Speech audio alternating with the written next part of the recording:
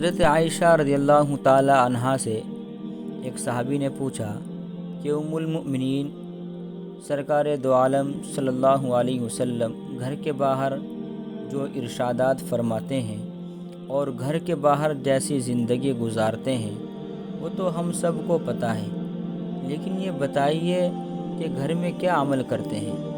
ان کے ذہن میں یہ ہوگا کہ گھر میں جا کر مصلی بچھاتے ہوں گے اور نماز اور ذکر و اذکار اور تسبیح وغیرہ میں مشغول رہتے ہوں گے۔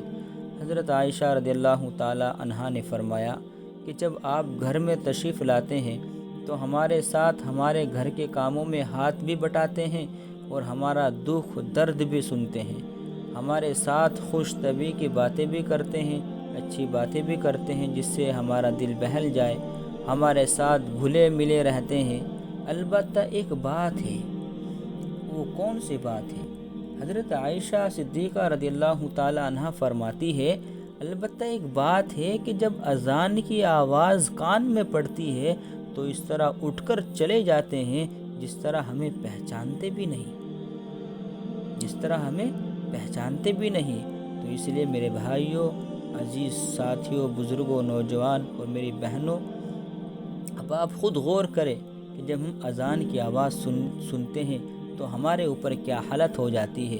کیا ہم اپنے کام میں لگے رہتے ہیں، اپنے گھر کے کام میں لگے رہتے ہیں، یا اذان کو سن کر اپنی نماز کے لیے تیاری شروع کر دیتے ہیں؟ آپ خود غور کیجئے کہ ہم اس ارشادات پر حضرت عائشہ صدیقہ رضی اللہ تعالی عنہ جو بات بیان فرما رہی ہیں، کیا ہم اس بات پر عمل کرتے ہیں یا نہیں کرتے؟